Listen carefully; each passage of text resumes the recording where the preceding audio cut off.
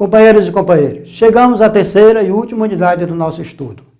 Nesta unidade, veremos como os povos e comunidades tradicionais construíram um direito insurgente que nasce de suas próprias lutas, que em determinado momento foram recepcionados pelo Estado brasileiro, inicialmente pela Constituição de 1988, depois pela legislação federal e estadual, bem como o papel da Convenção 169 da Organização Internacional do Trabalho, a OIT, para a compreensão da existência de várias comunidades tradicionais. Entretanto, verificaremos que a existência de normativas garantindo esses direitos são combatidos ou simplesmente desrespeitados, o que gera conflitos com violências e assassinatos de integrantes de povos e comunidades tradicionais, o que implica em uma luta incessante desses povos e comunidades para a preservação de seus direitos, sobretudo no que diz respeito ao reconhecimento e ao território. As lutas e resistências de povos e comunidades tradicionais, indígenas, quilombolas, pescadores artesanais, marisqueiras, geraizeiros, extrativistas, fundos e festas de pasto, são lutas que, como visto, remontam a séculos, com o sacrifício de milhares de vidas ao longo do tempo. Entretanto, essa luta não foi em vão, pois permitiu a construção de direitos que podemos chamar de insurgentes. Aqui podemos citar os exemplos de escravos e comunidade de fundo de pasto, aqueles com as fugas e criação de quilombos como os locais de resistência, de sobrevivência e de organização social, política e jurídica. Este com seu modo de vida secular, de uso coletivo da terra, vivendo e respeitando a caatinga, numa relação explícita de pertencer àquilo que lhe pertence.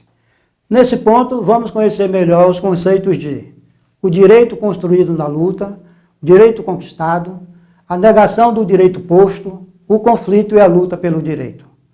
A partir dos seguintes processos de reconhecimento e negação de direitos. O tratamento constitucional.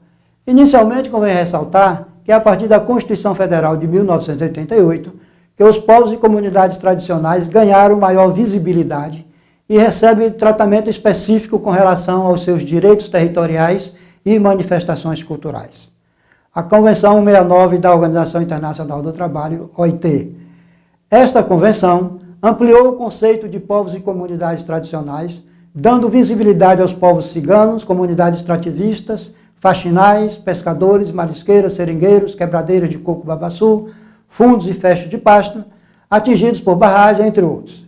Isto porque ela é dirigida aos povos tribais em países independentes cujas condições sociais, culturais e econômicas os distingam de outros segmentos da comunidade nacional e cuja situação seja regida total ou parcialmente por seus próprios costumes, tradições ou por uma legislação ou regulações especiais.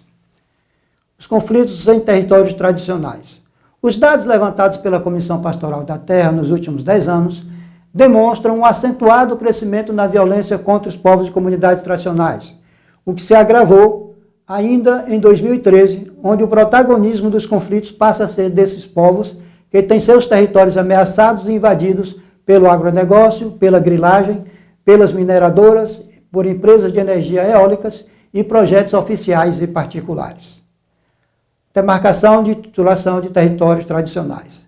A partir dos dispositivos condicionais de toda a legislação acima referida, a demarcação de terras indígenas e a regularização dos territórios das comunidades tradicionais não avançam, seja pela resistência do agronegócio, de fazendeiros ou de uma bancada ruralista no Congresso Nacional, que dificultam a efetivação desses direitos, seja pelas dificuldades formais dos processos de regularização dos territórios tradicionais e as violências constantes contra essas comunidades. Após leitura do conteúdo trazido no texto orientador e documentos, convidamos todos e todas ao diálogo sobre qual o papel do direito no processo de escravização brasileira. É possível afirmar que povos e comunidades tradicionais construíram um direito alternativo ao imposto pelo Estado colonial, imperial e republicano, inclusive contemporaneamente? É importante que os discentes e as discentes postem suas contribuições e interajam com os companheiros e companheiras e colegas de curso.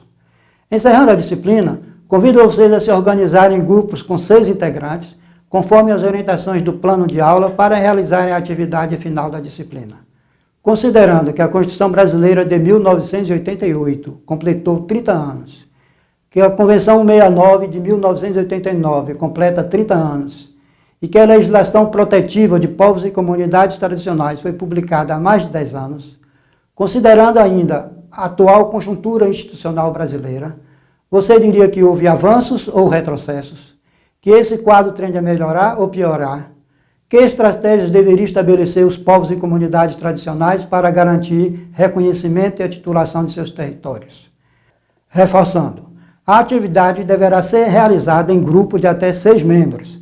A atividade final será entregue em encontro presencial, impressa e assinada por todos os membros do grupo, ao docente coordenador presente.